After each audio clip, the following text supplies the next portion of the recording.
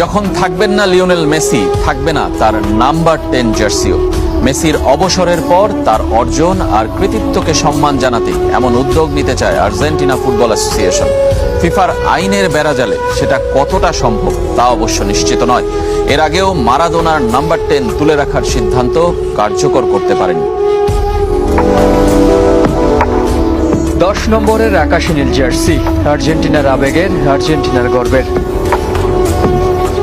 যুগের বিবর্তনে Maradona Riquelme হয়ে যে জার্সিটা এখন লিওনেল মেসির, যার হাত ধরে কেটেছে 28 বছরের কোপা আমেরিকা ও 32 বছরের বিশ্বকাপ আক্ষেপ।